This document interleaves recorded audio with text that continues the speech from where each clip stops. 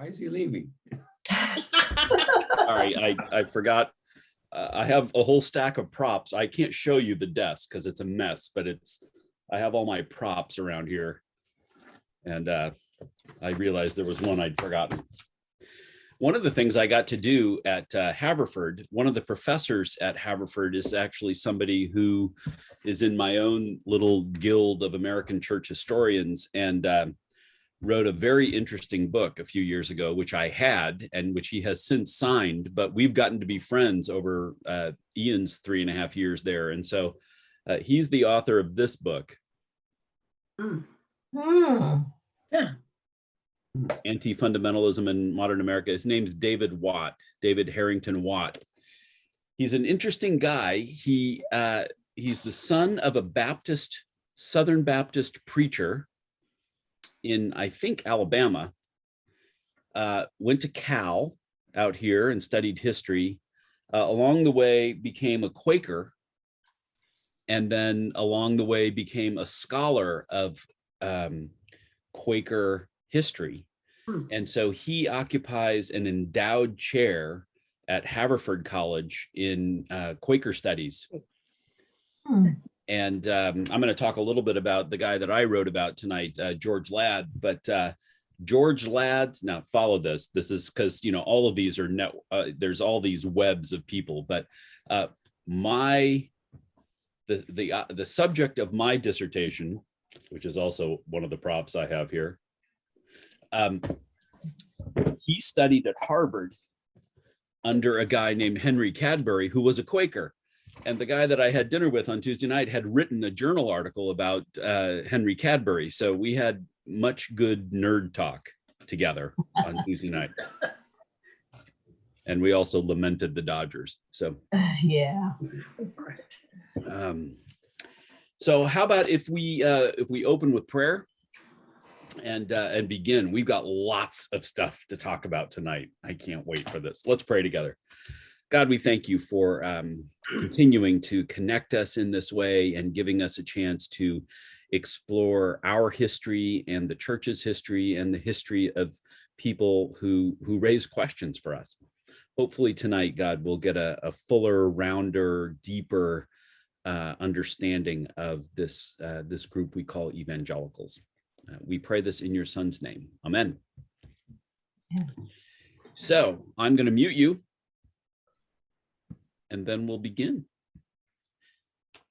So just as a brief review, I'd like to keep this thread going as we move through these 10 weeks together. Evangelicalism dates back to 1730. That's the year where this what is really a renewal movement emerges.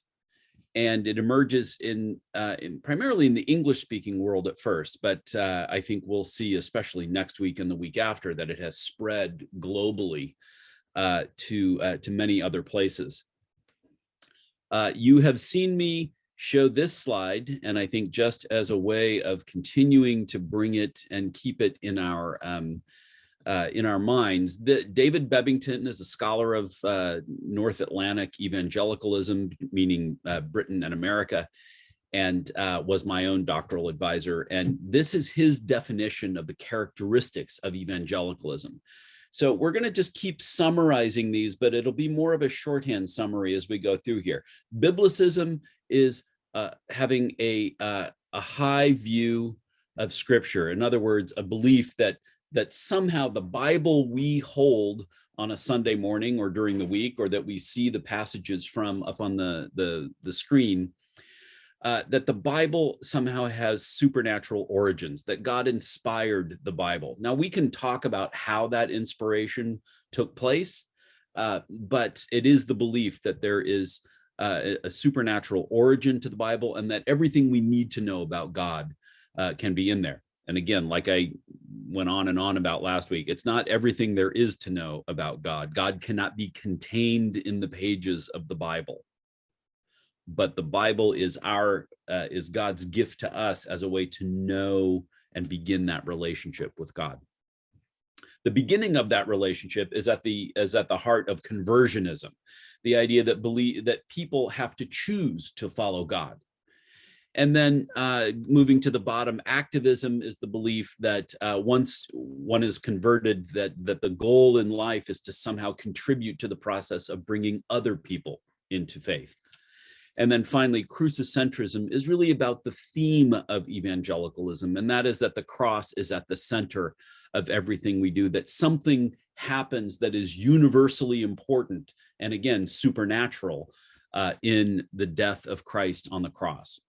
And so this is David Bebbington's definition of evangelicalism, and I'm gonna start with it each week because I think it's important. So we have this renewal movement, and it's marked by a belief that God gave us the Bible, and a belief that we have to come to faith and bring other people to faith, and that somehow the atoning work of Christ on the cross is the most important thing. So then we talked about how evangelicalism unfolds over that first century or so, that it's committed to progressive social action, but that it always had this lingering problem with race. Evangelicals in America have had a difficult time over the last few centuries remembering that all of God's creatures are all of God's creatures. And so I think that has been a problem, and we'll even see a little bit of that today. It begins, because it's committed to progressive social action, it begins with an optimistic outlook on the world, that somehow a group of people could join together and do something that made the world a better place. And as it did that, as it worked through the 1800s, when it was at the forefront of abolition and women's rights and service to the poor, it became the dominant cultural force in America. American culture is defined by evangelical Protestant Christianity in the century between 1800 and 1900. And so that meant that their guard was down when several strong cultural challenges to evangelical Christianity came up at the end of the 1800s. And we talked about the three of those being immigration, which brought a lot of Jews and Catholics and Europeans in general who had different cultural practices than Americans. And the rise of Darwin's theories of evolution, which challenged some of the origin story of humanity as evangelicals understood it in the 1800s. In other words, Darwin's story challenges the idea of a six-day creation. And for a lot of people, that was a challenge to the whole faith if the six-day creation was not true. And so they came to rest in that dominance, but they weren't prepared for immigration and evolution and the rise of a critical study of the Bible. Now, when I say that, I mean that in my Bible's footnotes, sometimes it says things like, well, the oldest manuscripts don't have this passage, it has this. Or sometimes there's a whole section at the end of Mark's gospel that was added later. And this kind of biblical criticism, again, like evolution, threatened people's trust in the Bible or their faith in the accuracy of the Bible. And I think, in my opinion, went off on a fairly misguided battle against any alteration or correction of Bible translations. One thing you should know is that if you go to London, you go to the British Library, and there will be under glass there a large, what they call a codex, and a codex is basically a book that has a spine like this. A codex is different from a scroll, right? That's rolled. So a codex is sewn at one end, and you'll see this huge codex that looks bigger than any library dictionary that you've ever seen. And it'll say on it's the oldest complete Bible in existence, and it dates to the 4th century. And that might get us thinking that, well, gosh, this Bible that we depend on The one that is closest to the time when it was actually written is 400 years, 300 or 400 years. That's the oldest complete collection of the Bible. There are upwards of 5,000 individual manuscripts and fragments of manuscripts that go back to within 10, 20, 30 years of when they were written. So, but we know that because biblical criticism tells us that. Biblical criticism, which is a rigorous historical study of the Bible, it tells us all these interesting stories. And someday we'll do a class on the history of the Bible itself, and that's fascinating. Anyway, I could geek out on that one all night. So, immigration, evolution, biblical criticism created a response among evangelicals that these perceived threats forced them into a rigid, their reaction to there being sort of fuzzy doubts about the Bible is to go to a rigid literal reading of the Bible and a pessimistic view of the world, because the world they thought existed, this one where evangelicals controlled everything and everything was good because they were doing good things, that started to erode as there was more theological and religious diversity in the country. And so at the end of the 19th century and into the 20th century, you see a massive shift in evangelical thought from being optimistic to pessimistic. That brings us to dispensationalism, which I've spent a lot of time on over the last 2 weeks, so I won't touch it now. A rigid way of reading the Bible that describes not only the past history, but predicts a fairly rigid future for humanity, and really undergirds what becomes fundamentalism. And so this part I do think is important for us to wrestle with again, and that is to define fundamentalism as a broad-based reaction against modernism, against theological modernism. And don't worry, I'm going to tell you what that is, because modernism is crucial, and it comes out of this biblical criticism, and it comes out of Darwin, and some people really did lose their sense of the historical Christian faith because of those developments. And those people are referred to in shorthand as modernists or theological liberals. Modernism was an attempt to reconcile the Christian faith to a modern scientific world. It smoothed out the miraculous edges of the Christian faith and to try and reconcile it with modern science and history. The things that meant is that miracles and the atonement and the resurrection of the bodily resurrection of Jesus, all of those things were questioned or even rejected by the modernists and the liberals in the church. What was left was really just an ethical system. Jesus loved everybody, so we should love everybody too. That became the essence of the Christian faith. And so Christians who did believe that the Bible was inspired by God and that the miracles in the Bible really did happen, and that believed that Christ really did die for our sins on the cross and was resurrected, those people reacted against the modernist movement. And so I showed you last week the first iteration of what have been called the fundamentals of the faith. And I'm going to show you that now, because the first denomination to adopt these as an official statement of faith was our denomination, the Presbyterian Church. So are you guys seeing this? So in 1910, which is literally 12 years before anybody referred to somebody as a fundamentalist, the Presbyterian Church identifies and agrees on, not without argument, but agrees on these 5 fundamentals: the biblical inspiration of the Bible, biblical inspiration, and the infallibility of Scripture, meaning that it was true in everything that it said it was true about. The virgin birth of Christ, because this ended up being one of those doctrines that was thrown out by the modernists. They said, well, We know how things work. We've studied the birds and the bees. We know that it doesn't happen that way. And yet this is flat out in the when Mary is visited by the angel, she says, how can I have a child if I'm a virgin?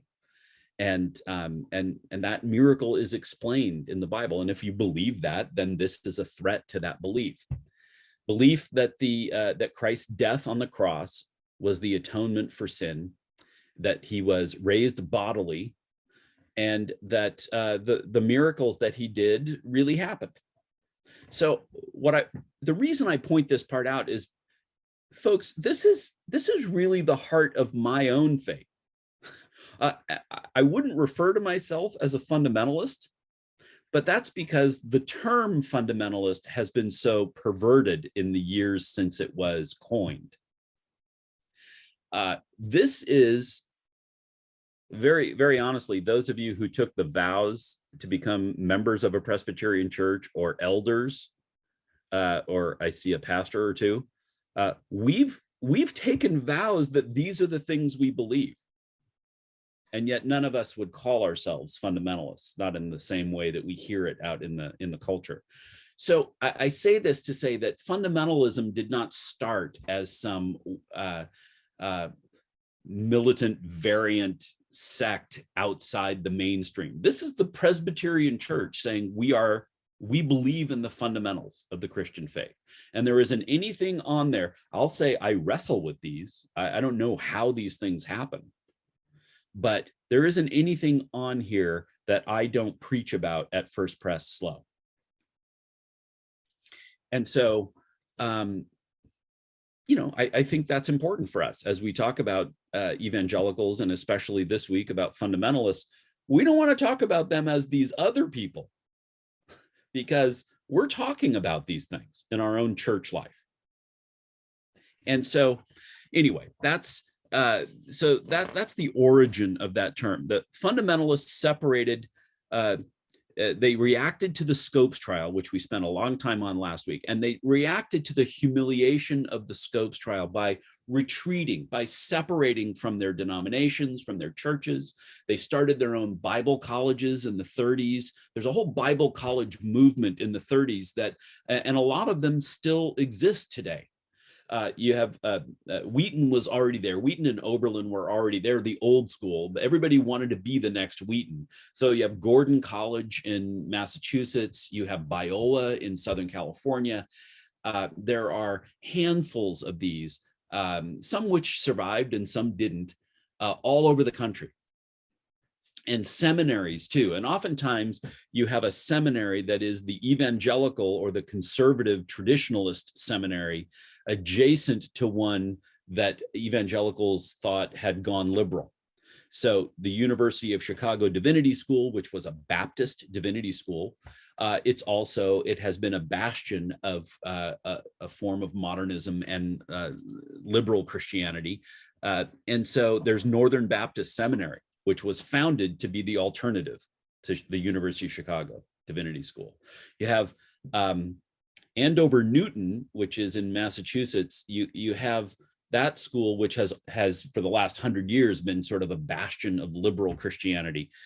You have near it Gordon Conwell, again, founded as a seminary, as a conservative alternative to the liberal seminary that was already established in that area. There's a few other of those pairings around. Obviously, one that we talked about last week was Westminster Seminary in Philadelphia, which was a conservative alternative. I don't mean to be rhyming these things, conservative alternative to Princeton in New Jersey. And so fundamentalists separated. That's the mark, that their behavior, the marking behavior of fundamentalists was to separate, was to divide from people who they thought had strayed out of the faith, and to form their own schools and churches, denominations, to protect doctrinal purity. I'm just going to mention one other thing before we get into this week. It's the conservative wing of evangelicals, remember, doesn't have a leader. There's no pope. There's no fundamentalist pope or evangelical pope out there. And so they have to create these other litmus tests that decide who's in and who's out. And over time, those have been inerrancy, which is a strict literal reading of the Bible, forms of evangelism, whether you believe in the miracles. And in the second half of the 20th century, a lot of churches and denominations and seminaries split over how you chart the end times. That may sound a little wacky to you. I'm not sure it looks any less wacky when you've been reading it for 20 years like I did, but that was the deciding and dividing argument point for a lot of denominations and seminaries. This breaking up and retreating of fundamentalists from denominations and other organizations is pretty much where we were at the start of World War II, fractured and separated and isolated. Now, it'd be easy to leave the story there, but that wouldn't be true. And that's what we're going to spend our time, the rest of our time on tonight. It's not accurate to think that conservative evangelicals were so fragmented that they didn't do anything or didn't accomplish anything during that time. Because for me, the time in the late 30s and during World War II, and especially the post-war area, this to me is one of the most interesting eras in the history of American evangelicalism. And that's what we're going to talk about tonight, and we'll let it spill over into next week too. So I'm going to talk about a couple of organizations that started to remedy some of the excesses of the fundamentalist movement. And the first one to talk about is an organization that was formed in 1942. So that should be a year that matters to us. Pearl Harbor is right at the end of 1941.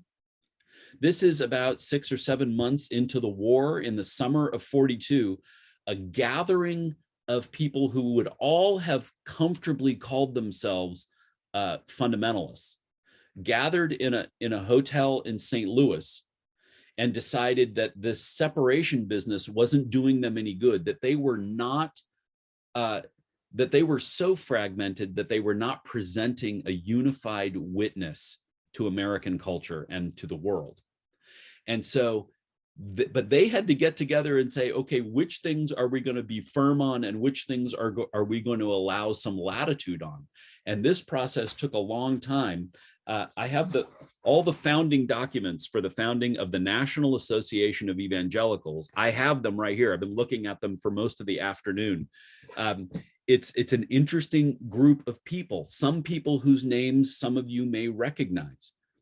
And so it was, their goal was to end the division among fundamentalists, because not only did fundamentalists split off from their parent organization. So not only did the conservatives leave the Presbyterian Church, for example, but almost immediately after a group of fundamentalists left the Presbyterian Church, they split among themselves. Splitting is a habit. Division is a habit. And nowhere is that more evident than in the history of American fundamentalism and evangelicalism. So, for example, the group that left Princeton and started an alternate Presbyterian church, maybe within 2 years, they are 3 separate denominations. Now that's Presbyterians. We don't have time to talk about the Baptists. So there is this tendency to divide and split. And once you do it, it's easy to do again. So the NAE gathers to try and find some unity among people who could work together. And they work on the principle of, in the essentials, unity, in the non-essentials, charity, and in all things, love. Now they didn't make that up. That's actually a 17th century or an 18th century saying from a guy whose name I can't remember. But it's the idea that we're going to settle on a few essentials, and then we're going to allow a little bit of latitude on some of the other things. We're going to see in a while that some of the folks just couldn't deal with the latitude on the other things. But the NAE gets together in 1942. It's a crucial moment for American evangelicalism. For a brief period, and you're going to hear me say that a couple times tonight, for a brief period, they worked together. They played nicely with each other, and they were able to accomplish some pretty amazing things. I was going to show you this is the NAE, the National Association of Evangelicals. This is their statement of faith. And I want to walk through it because as you think about David Bebbington's definition of evangelicalism, you see it all represented here. The Bible as the inspired and authoritative and reliable work of God. When they say the personality, they mean the actual, that we believe somehow in the mystery of the Trinity. The deity of Christ, the virgin birth, sinless life, and his atonement for sin by his shed blood. His bodily resurrection and ascension, his personal return in power and glory. Folks, I know we don't talk about that all that much in the Presbyterian Church, but that is an article of our faith, that Christ has come and Christ is coming again. And then the necessity of the new birth, in other words, conversionism. So you see them all here. Biblicism, you see all of this is activism. Clearly, conversionism is number 7, and the centrality of the cross is number 4. So all of those are there represented. This is the National Association of Evangelicals in 1942 deciding what the core things they weren't going to debate. You know, folks, I've got to tell you, I move fairly comfortably within these 7 things. This is traditional Christianity. This is not anything wacky. This is not the Left Behind books. This is not, there's very little here. Number 6 is that they all can agree, excuse me, they all can agree that Christ will come back, but they're willing to have some diversity of opinion about how and when. And so that's the NAE statement of faith. And so but the gathering, which I really think is one of the watershed moments in the history of American evangelicalism, I'm going to show you the pictures of the people who were elected to be leaders. Now, that's because some of these are giants in the history of American evangelicalism. But so this is a group, this is the Board of Administration for the NAE. And the one person I want to draw your attention to is this guy down here in the bottom right corner, was my first professor at Fuller.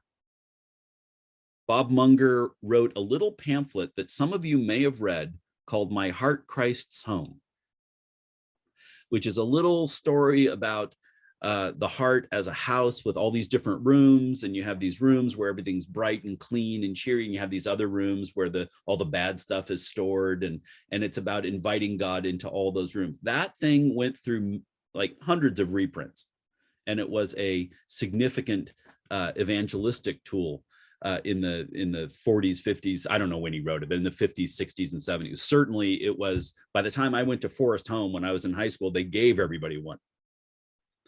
So, but Bob Munger was my first professor, and actually it was in Bob Munger's class that I met Luann Grigoli. She'd already been there. She was a TA. So that's one group. I'm going to show you a couple of groupings of people here because I think these are important.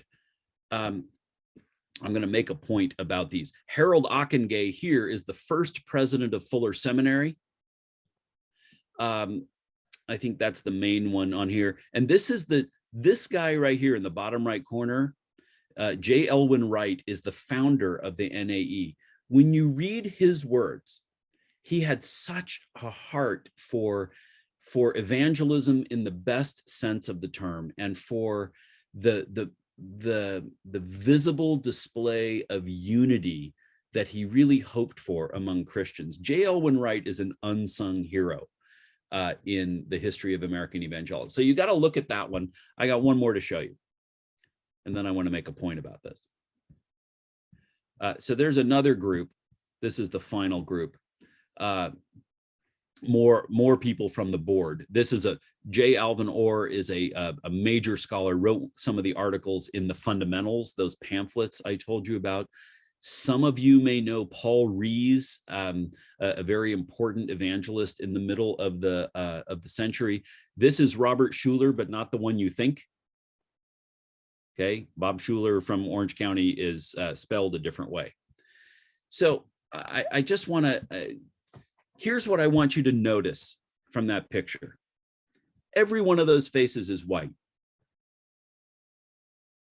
Every one of the faces is white. Even as evangelicals manage to get together and form this unity, and some of the statements of unity are just beautiful, like, oh, I'm so glad we could all finally get together. Well, yeah, if you're white and male, it was great. But the rest are not represented. There's going to be some remedying of that next week. But for now, this is still one of the issues facing the NAE. Along at the same time, towards the end of the 30s and at the beginning of the 40s, a remarkable group of young men, again, this is the era that we're in, but a remarkable group of young men who had all grown up as fundamentalists, decided that being separate from the culture and being limited to education in their Bible colleges and seminaries, that was not going to allow them to have an impact on intellectual life in America. And so in the late 30s, and then especially in the early 40s, this group of young men got PhDs at some of the great universities in America. The largest group of them at Harvard. Now, one author about one of these guys said that part of the issue was that there were declining enrollments for advanced work in theological studies, and so there were openings that might not have been there 20 years before. And also World War II was happening. And so some of the people who may have gone on to graduate work, which is a commitment in and of itself, were instead an officer's candidate school and not doing advanced work in the arcane world of theological study. That left openings for a group of young men who some of you may know these names: Edward Carnell, Gleason Archer, Paul King Jewett, who was my systematics professor, and I think he was Luann's too. She's nodding over there. Edward Carnell is an interesting character. He was a Wheaton grad who went to Westminster Seminary. So you're starting to see the pedigree here: Evangelical College, the conservative option to Princeton at Westminster. And then he did 2 doctorates at the same time at 2 different institutions. I just want to have a moment of silence for the brilliance that it takes to be able to do something like that. Ed Carnell did a PhD at Harvard and a THD, which is a Doctor of Theology, at Boston University. It's just astounding to me that he was able to, and to write 2 different, it's not like he was writing the same dissertation and trying to pawn it off at 2 different faculties to get to get the degrees. He wrote on 2 different topics, and not easy topics. If I remember right, he wrote one on Kierkegaard and another one on a European theologian named Kuhlmann. And so he was brilliant, raised as a fundamentalist, wanted to engage the wider culture. There were more, but the reason I named these guys, Carnell, Gleason Archer, Paul Jewett, Glenn Barker, and another guy named George Ladd, is that they all became professors at Fuller Seminary. Fuller Seminary is another one of these post-war institutions that wanted to break out of fundamentalism and engage the culture without losing their evangelical faith. And so one of the things that was still true when I was a young person, and actually this is something that was happening around the time I knew Brooke in school, is that if you were Presbyterian and you wanted to go to Fuller, they would still make you do 1 year in a Presbyterian seminary just to make sure you didn't become one of those crazy evangelicals. And so that's into the 70s. It wasn't until most of the pastors in Southern California were Fuller grads that changed. And so Fuller Seminary comes out of that. This group of young scholars who decided to test their faith in secular universities. They have great stories to tell, going in fearful that someone would attack them because of their faith, and almost with unanimity, almost all of them record in some way or another that their liberal, modernist, even secular professors treated them way better than they would have been treated had those professors come to their churches. And so George Ladd, who is the guy that I wrote a biography of for my dissertation, George Ladd was a Baptist pastor. He really wanted to get a degree in a significant institution. He was from New England. I chart in one chapter all the different schools he applied to, and then he managed to get himself into Harvard. And he was so taken with the way he was treated by his principal professor, a man named Henry Cadbury, that he never forgot how well he was treated by his liberal professor. It changed the way that Ladd engaged other people who had different kinds of Christian faith for the rest of his life. And I actually have a sermon that George Ladd preached later on at Fuller Seminary, where he weeps remembering how well he was treated by this liberal professor. And so this is a watershed experience. These people who had been raised, these people were already born after the fundamentalist movement started. And so they didn't know anything else. And they ventured out. You got to give them credit for venturing into these academic institutions. But the way they were treated there and the respect that they were treated with in those places has a huge impact on evangelical culture for the next generation, primarily at places like Fuller Seminary. And so another fundamentalist who earned a PhD, not at Harvard, but at Boston University, is a man named Carl Henry. Anybody, just show of hands, anybody recognize the name Carl F.H. Henry? Carl Henry started out life as a journalist, got a seminary degree after his conversion moment, and then ends up getting a PhD in philosophy at Boston University. As a young man, he wrote, again, this is somebody raised in fundamentalism and preparing to be a fundamentalist pastor. He writes a little book in 1947, and this is a first edition of Carl Henry's book. And the title of the book is The Uneasy Conscience of Modern Fundamentalism. The Uneasy Conscience of Modern Fundamentalism. He puts words to a movement that was already underway. And I want to show you something that he wrote. This is a paragraph, and it's worth, you'll see it on your screen, but I'm going to read it out loud anyway, if I can make it so that your pictures aren't behind it. Here we go.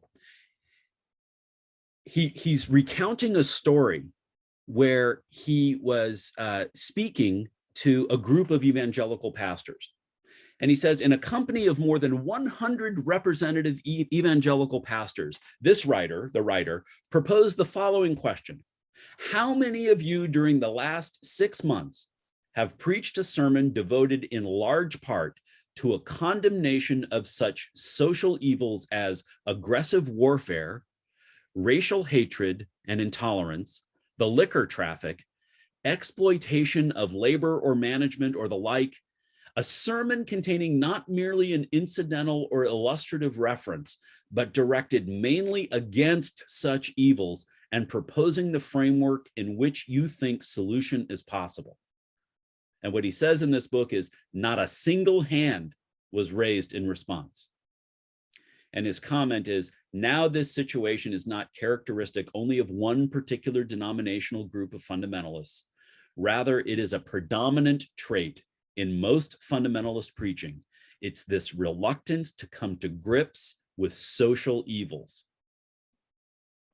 So 20 years after the fundamentalist movement explodes in the mid-20s, Carl Henry is already recognizing that separating from society has left them with nothing to say about what he calls here as social evils. Aggressive warfare, racial hatred and intolerance, the liquor traffic. I always say fundamentalists batted 3 for 4 in that one. But the exploitation of labor, you could hardly imagine a conservative evangelical addressing these all 4 right now. And yet he's saying that this is why we have an uneasy conscience. He's saying that modern fundamentalism has an uneasy conscience because it has neglected to speak the gospel into those situations. 1947, the same year Fuller was founded. And within a couple of years, Carl Henry becomes one of the faculty members at Fuller. So he goes on, and I just want to give you his last sort of parting statement on that. He says, this is a summary statement from the book. He says, he's comparing fundamentalism and its impact on the culture to that of modernism. The troubled conscience of the modern liberal growing out of his superficial optimism is a deep thing in modern times. But so is the uneasy conscience of the modern fundamentalist, that no voice, no fundamentalist, no evangelical voice is speaking as Paul would have at the United Nations, at labor management disputes, or in strategic university classrooms, whether in Japan or Germany or America. This book is one of the few little books you can point to that actually redirected a whole movement. Carl Henry remained a conservative evangelical for the rest of his life. I'll tell you that Carl Henry left Fuller because he thought Fuller was leaning a little too left, and he went to Trinity Seminary in Illinois. And he became the first editor of Christianity Today. Carl, again, one of the small group of fundamentalist young people who got advanced degrees and came and changed the evangelical movement in the post-war era. So Carl Henry, he's an interesting guy. I think I was never all that happy with him when I was younger that he left Fuller, but he is of his time and managed with his little book. This book is not a big book. I just want to show you. This is, it's not a finger wide, and it's a small. It's a octavo, right? Not a quarto. This is a small book. But it changed everything for evangelicals, the ones who were willing to hear. They recognized that you could not have an evangelical movement if it didn't address social issues. It doesn't last long, but Henry really does manage to get something changed during that time. So in the decade or so before Carl Henry and this other group of young fundamentalists go out and get their advanced PhDs at secular universities, Charles Fuller starts a radio program. First, he's a Bible teacher in a Presbyterian church in Orange County. But he adopts dispensationalist teaching and ends up, as dispensationalists do, splitting his Presbyterian church and taking his adult Sunday school class out to start a new church. A big reason why Presbyterians did not trust Fuller grads until the 80s almost goes down to Charles Fuller splitting that church back in the 20s. He leaves that ministry and he starts a radio program called the Old-Fashioned Revival Hour. Now, the old-fashioned revival hour had lots of listeners, and Charles Fuller does what a lot of the evangelists that we've talked about have done. He partnered with a musician, and the musicians would sing Christian songs and hymns. His wife would play the piano. He referred to her as Honey on the radio. And then they would read letters from young people all over the world who listened to their program. In the 20s and into the 30s, the precursor of today's FCC, the Federal Communications Commission, granted free radio time to religious broadcasters. Not all of it, but some, a few hours a week. And Charles Fuller had one of those hours every week. And his program got very popular. Millions of people listened to the old-fashioned revival hour until some Presbyterians and Methodists and other mainliners brought a complaint to the FCC that these sectarian, non-aligned, non-denominational church leaders shouldn't be getting free radio time from the government. What you should know is that in 1939, Charles Fuller had 20 million listeners in America.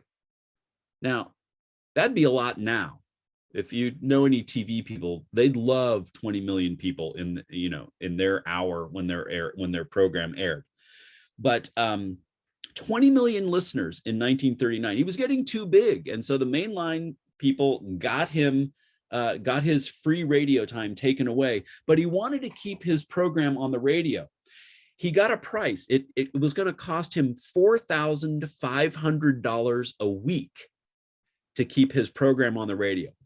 I want to give you some perspective. A few years later, in 1947, when Fuller started, they paid an outrageously high salary to their first 4 faculty members, $5,000 a year. So you're talking about an annual salary that would have been very, very competitive every week in order for him to put his own show on the radio. And he was at risk of having to give it up. What he started doing was recording his program a week in advance and printing it, pressing it on an LP.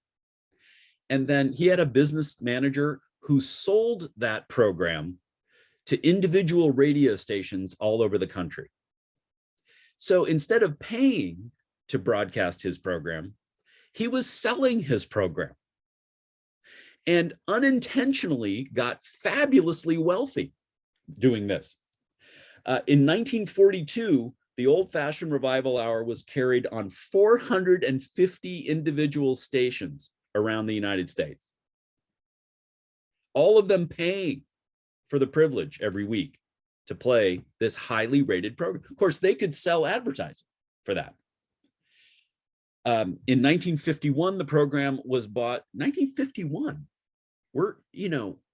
it's not all that long ago. 1951, ABC Radio bought the old-fashioned revival hour, and then it was heard on 650 stations in the United States and more around the world. One historian that I know is partway through a book, and one of the arguments he's making in his book is that he credits Charles Fuller, with creating syndicated programming because it hadn't been done yet. It was a little bit like, you had the big radio stations, and they created the programming, the network programming for the whole country. But here's this one guy who sells it individually in all of these markets, which is exactly why you can see Law and Order, I'm going to talk about that on Sunday, on every station. It's on all the time. Seinfeld's on all the time. If I come from Burbank, which is a TV town, but when a television show gets to 100 episodes, that is the threshold where after the show stops being produced, it can be sold into syndication. And syndication's where the real money is. Jerry Seinfeld, when he sold his show, he and Larry David, who were the co-creators of the show, they split $500 million by selling their show into syndication. Charles Fuller invented that. So anyway, he takes his wealth, and Charles Fuller, I mean, the fact that he got rich should not be held against him. Charles Fuller inadvertently makes a pile of money. He's still getting donations too from listeners. And he wants to do something to further the gospel. And so, like a lot of radio people, radio personalities in the religious field back then, he started a seminary. And he named it after his father, Henry Fuller, but of course it's Fuller Seminary, so it sounds like it's named after him. His wife was Grace Peyton Fuller, and if you ever go to Fuller Seminary's campus, the main class building is Peyton Hall, named after his wife's father. He wanted to create a place where ministers and missionaries could come and train and learn from scholars who had trained with the best scholars all over the world and still retain their evangelical, their traditional Christian faith, those list of fundamentals that we've been looking at. And so he opens the doors and founds Fuller Seminary. And Fuller Seminary has its first classes in 1947.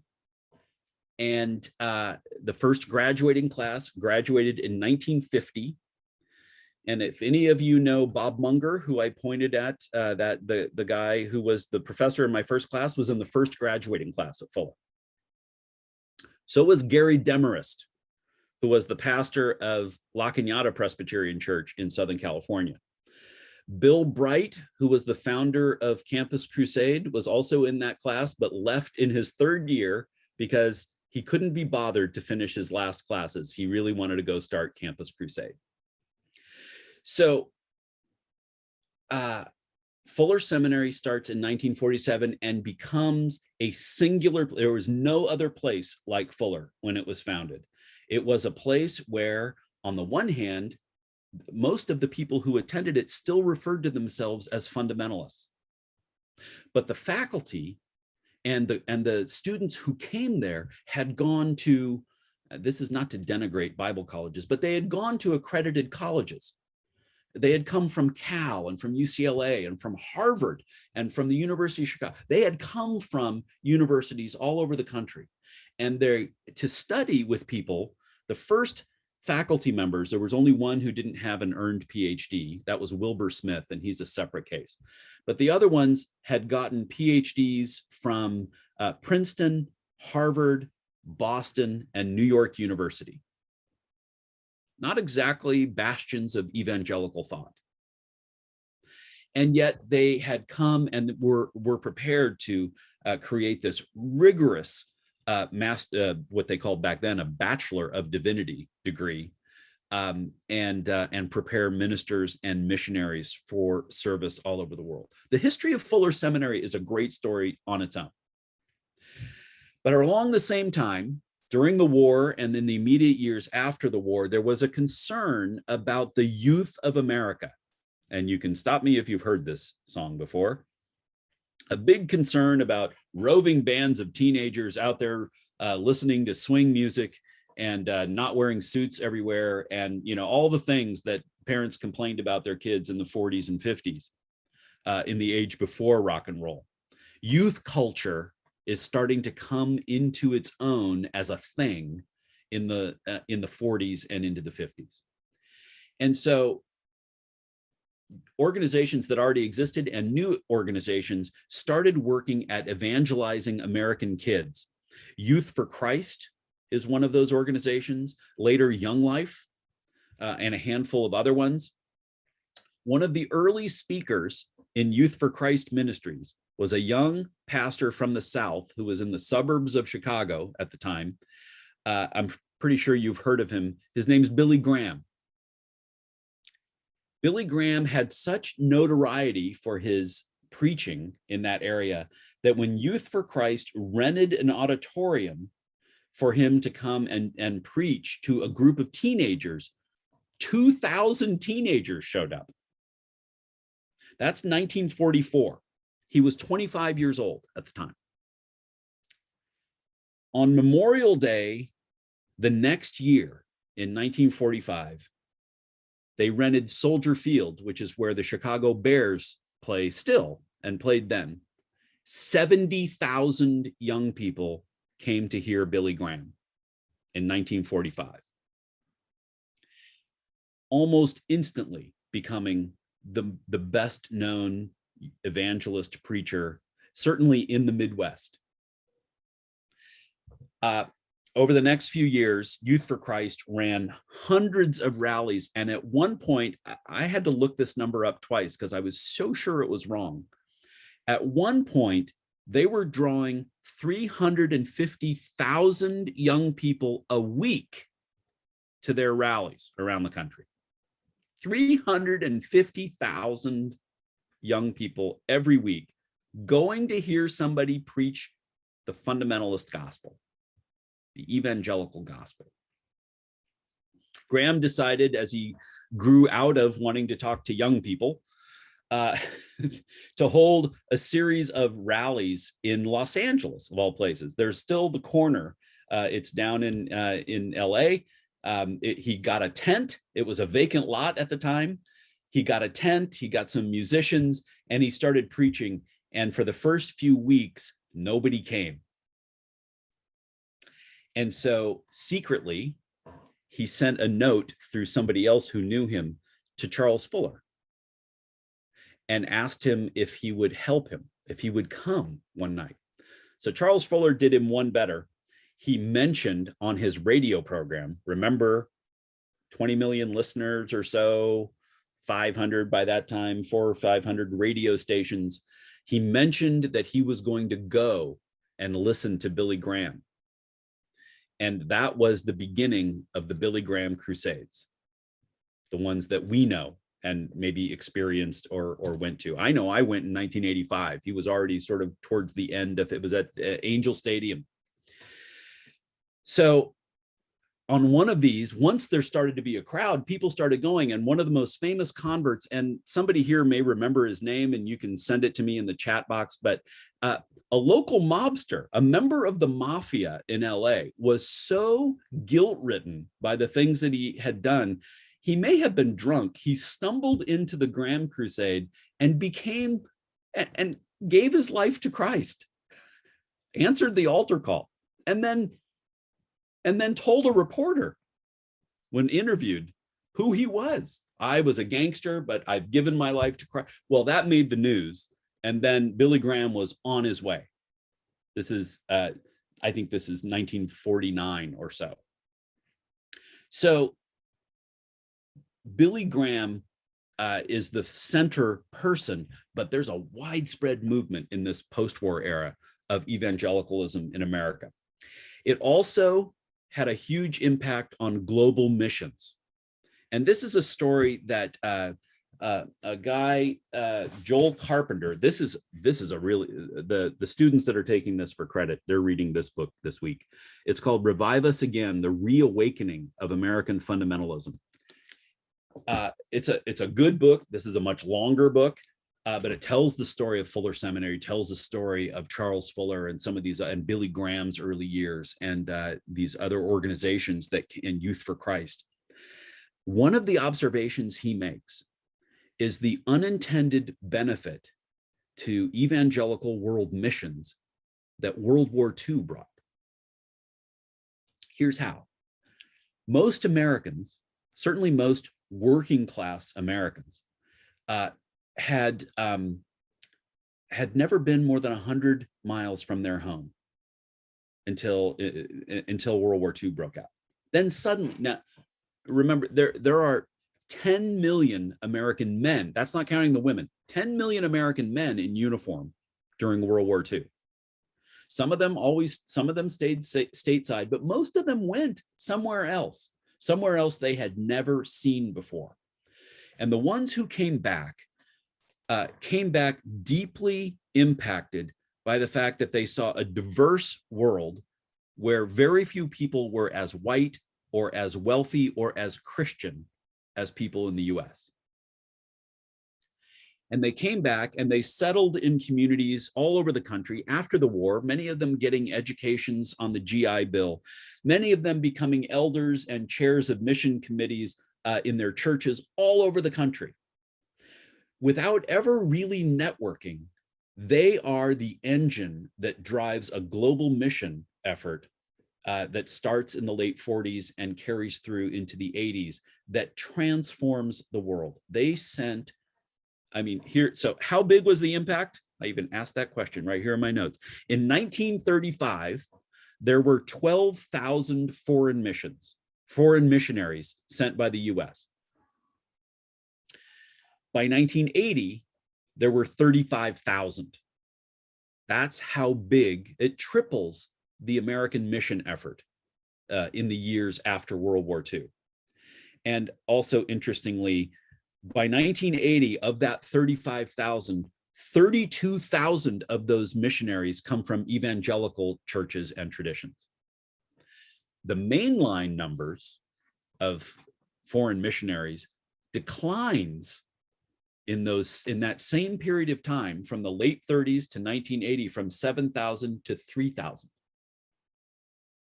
The evangelical movement is the engine of global evangelism in the generation after World War II.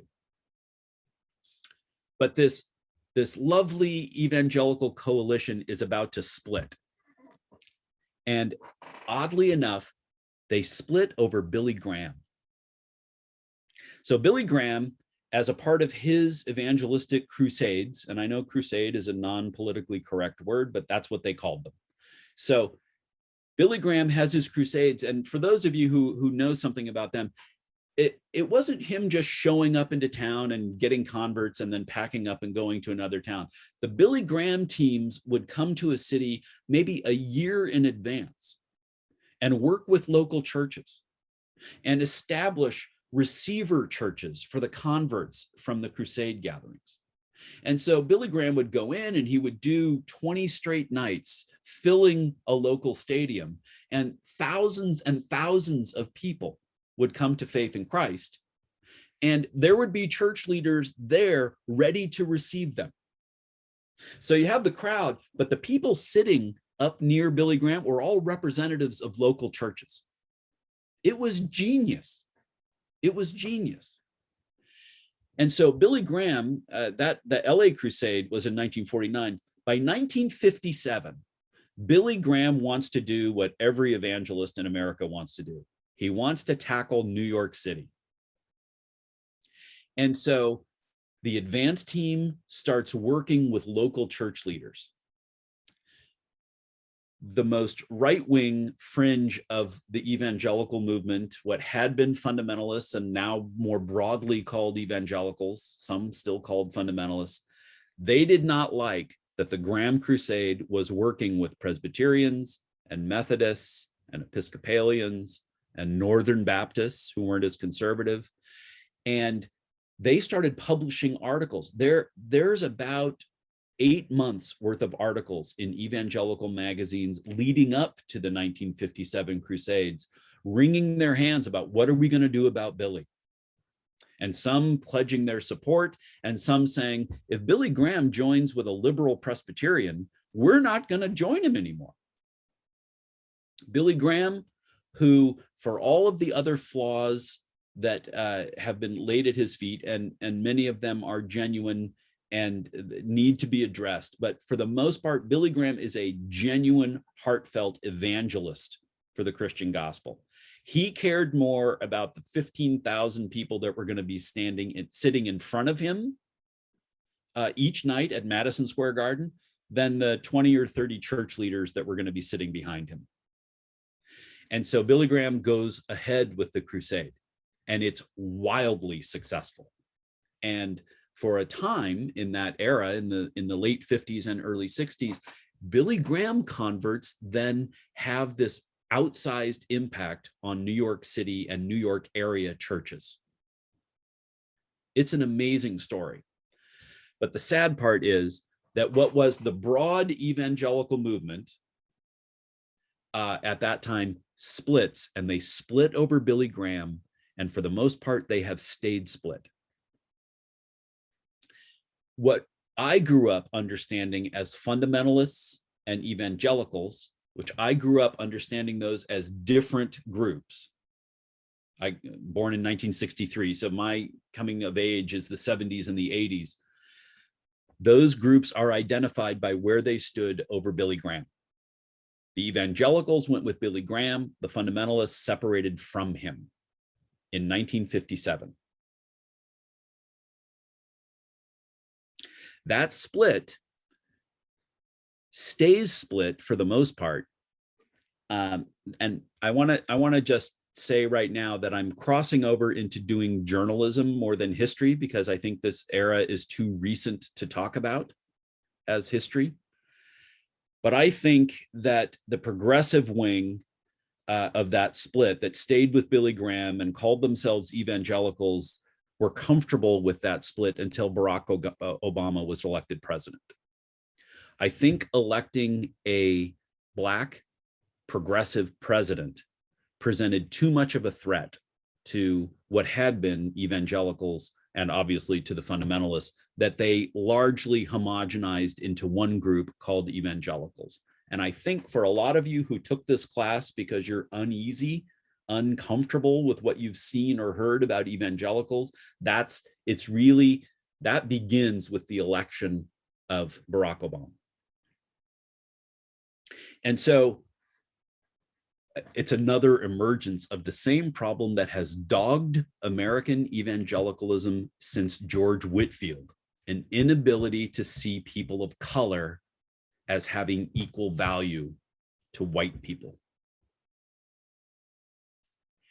And so that's the sad part that we'll talk about in a couple of weeks. We got one more really good week of amazing innovation and progressive evangelicalism coming next week. But I just want to say that's a lot of historical story, and I want you to pay attention to the name of this class. This is the history of American evangelicals, which is why I want to talk about these people as we go through. This post-war era is, to me, the recent high point of the whole history of American evangelicalism. So many of the organizations and institutions that started during that time are still with us.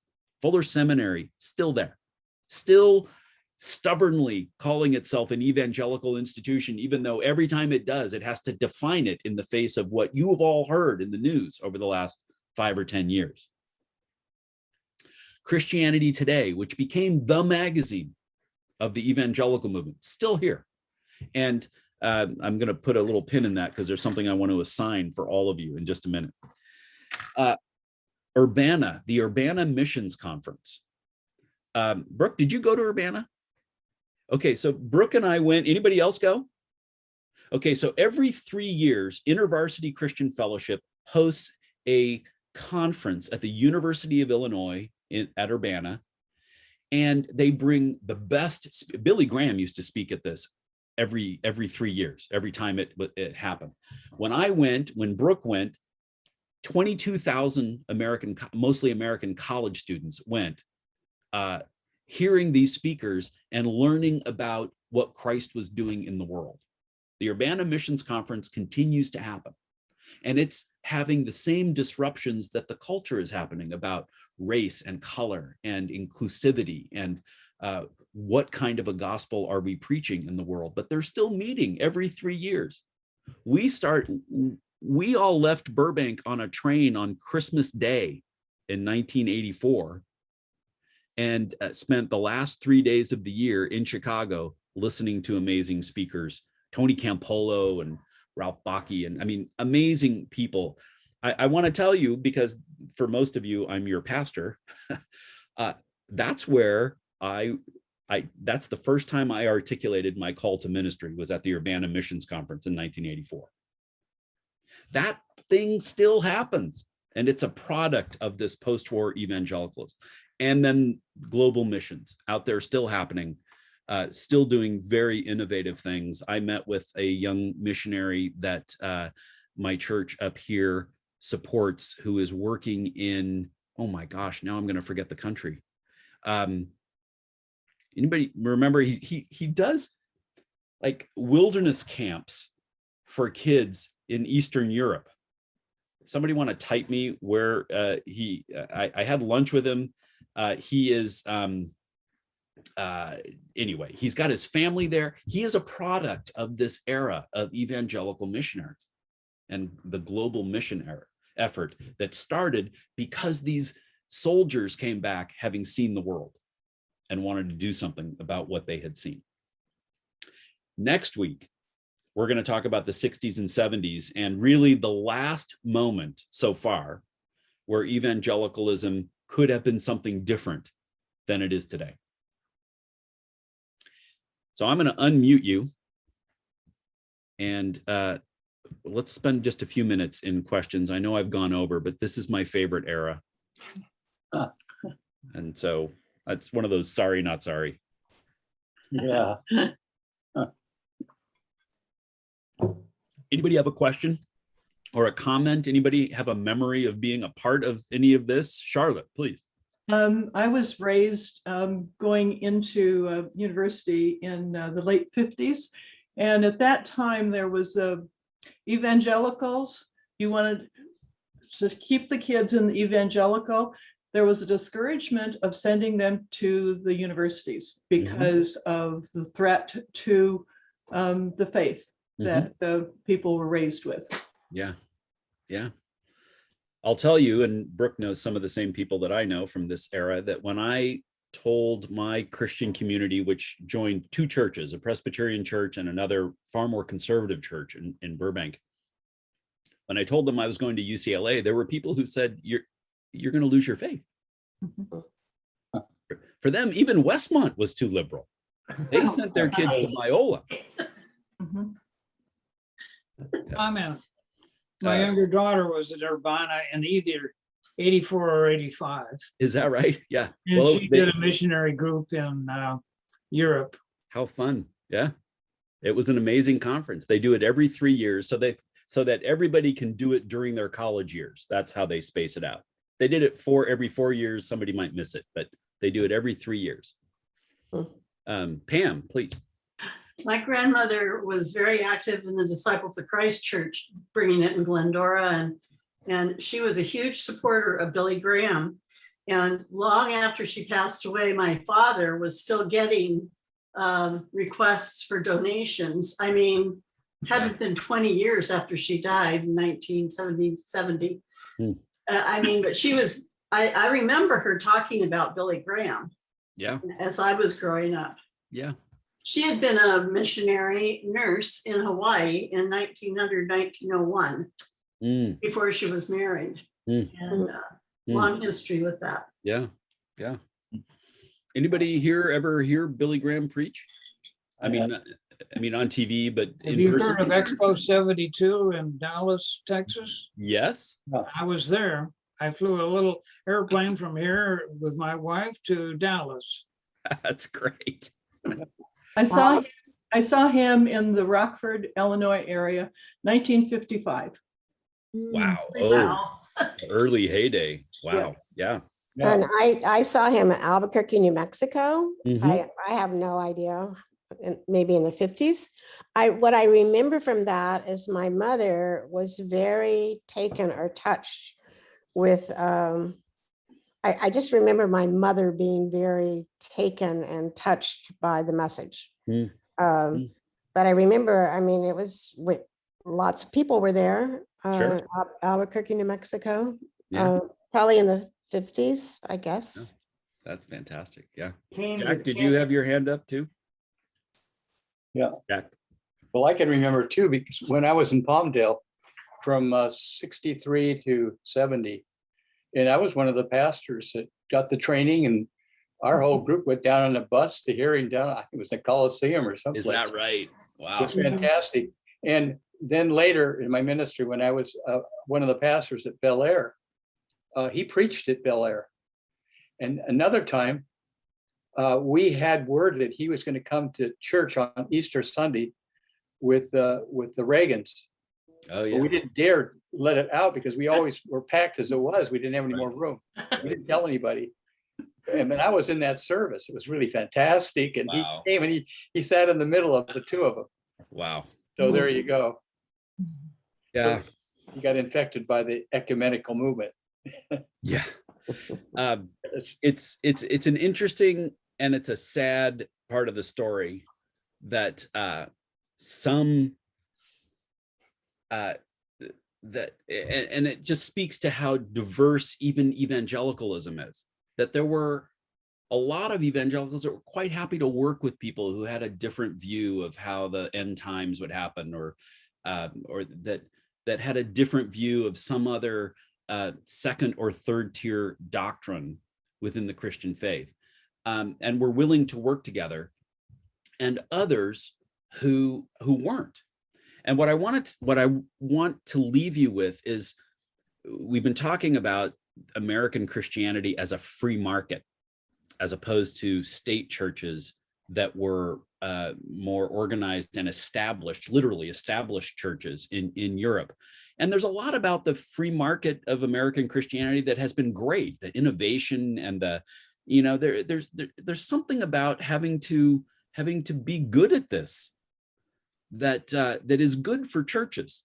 You can't just, I always read stories about English people buying a bishop position or being given one so that they could have a living. Well, that's a crappy way to serve a church. But what that means is there is always the perception of there being limited market share.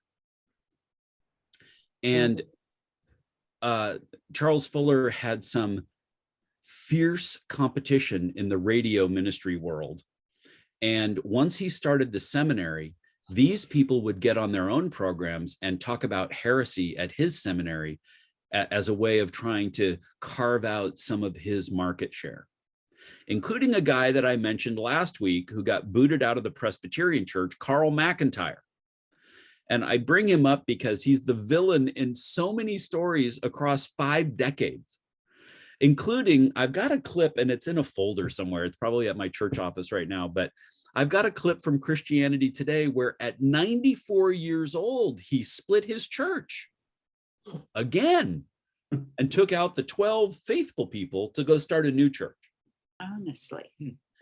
And Carl McIntyre had a radio program that was in direct competition to Charles Fuller's in the 40s and 50s. And so they always went at it. And Carl McIntyre would not join the National Association of Evangelicals because Charles Fuller was in it. And he started his own, another more conservative gathering of churches that presumably would show people how not to work together. So it's a troubled history, but I think one of the things that I am reminded as I prepare each week for these hours is that there are so many amazing, wonderful people that make up this history who did sacrificial, amazing things for the gospel, just because that's what God was calling them to do.